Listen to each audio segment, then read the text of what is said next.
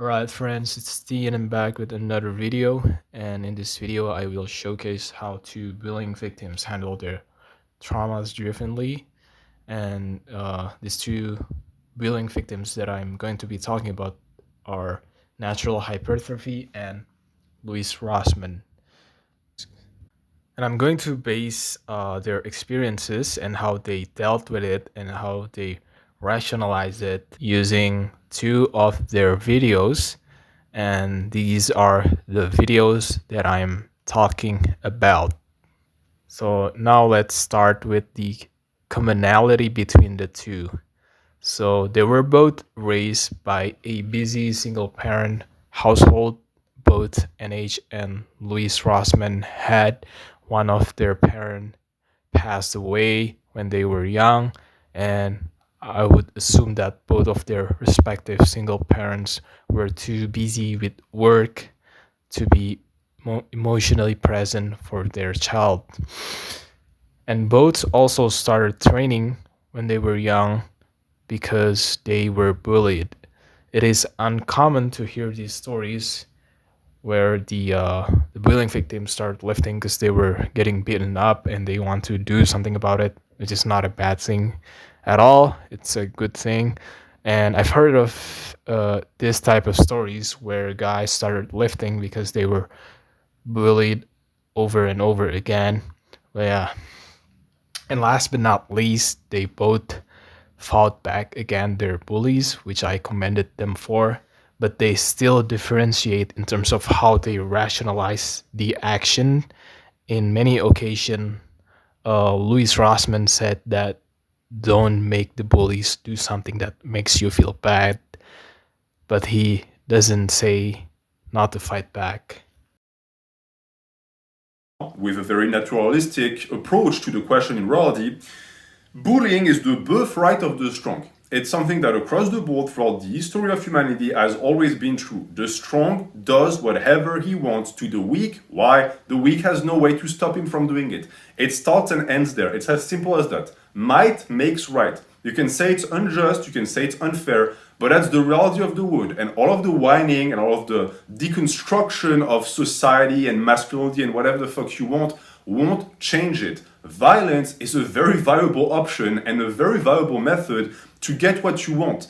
If you can scare people into submitting to you because you're stronger than them and you're willing to hurt them, you are going to get a lot of work done. And that's something that kids, for example, figure out very early on, as I stated. I remember being young, the kids that had the best time in elementary school, for example, were the very popular kids who were either attractive or very smart or athletic, so they attracted a crowd around them of people who wanted to be their friend, or the violent psychopath who was willing to smash your head into the wall to steal your candy. These two are the kings. The weaklings that couldn't defend themselves and were not socially attractive had absolutely nothing to show for. So their status as weak was of no help to their condition. It is never a good idea to be weak. Your weakness is the very reason why you're being bullied. The strong has full reign over you. And that is a sad state of affair, but it's your life if you're in that case. Now, as I said, only weaklings and victims get bullied. And I don't say that as like an alpha chat that was always floating above the rest and always dominant. I was bullied my entire scholarity pretty much. It stopped when I was 14.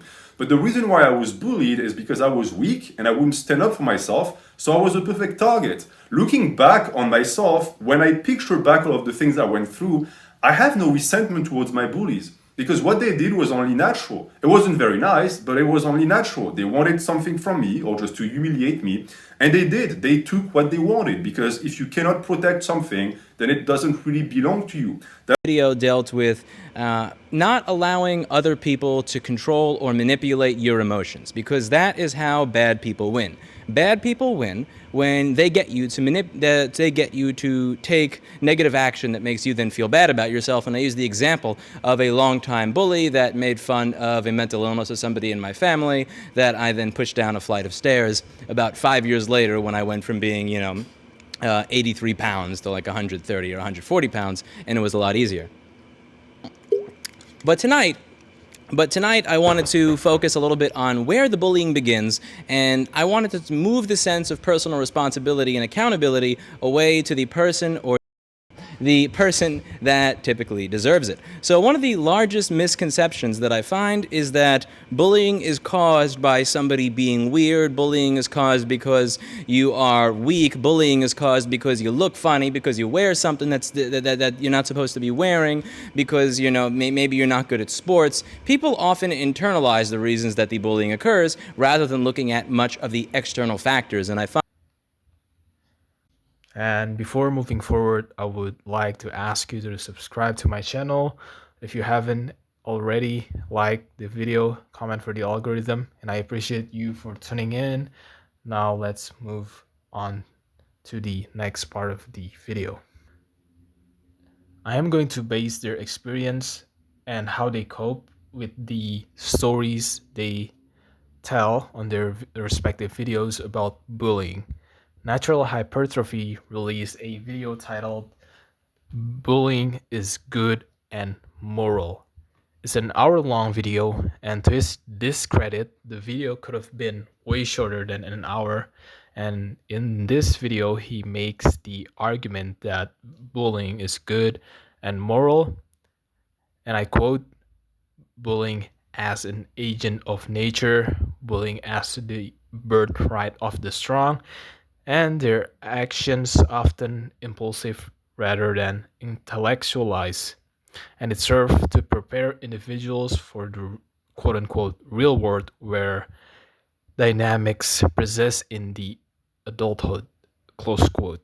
From a very young age. It is partly cultural, is highly naive. It ignores the very nature of bullying. It ignores the fact that it comes from the natural drive that humans have to dominate other humans, and that drive starts from a very young age. It is partly cultural, partly biological. You don't need to teach a kid that. A kid will quickly figure it out.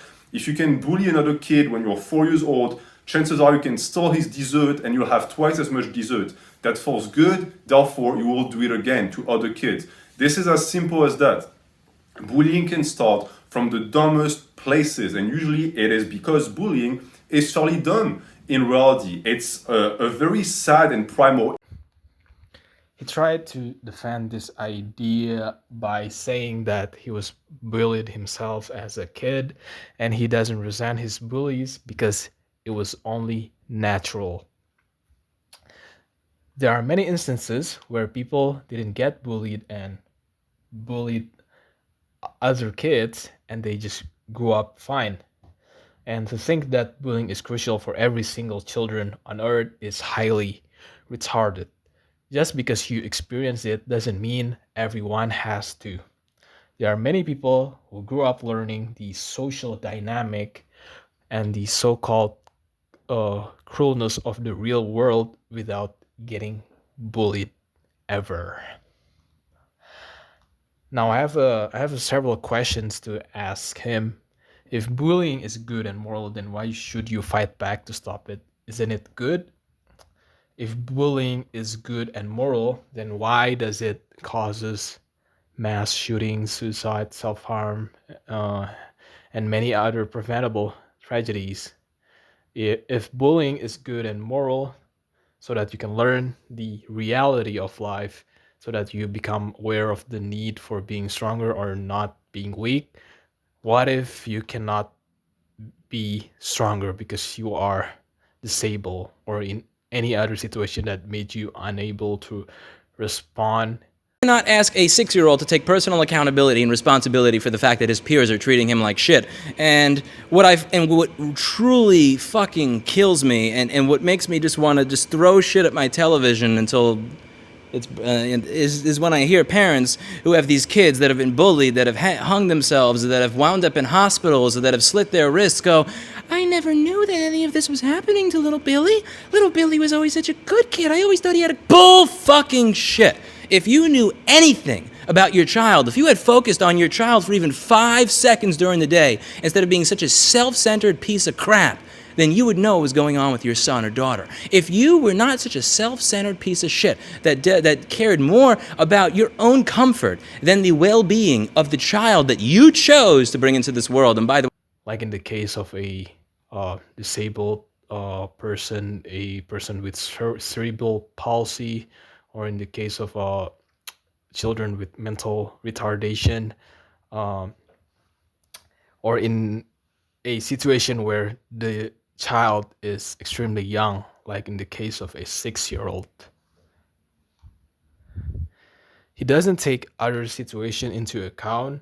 All of NH videos are mostly about him and himself, and he treat his experience as an objective reality, and that is an extremely narrow worldview, in my opinion.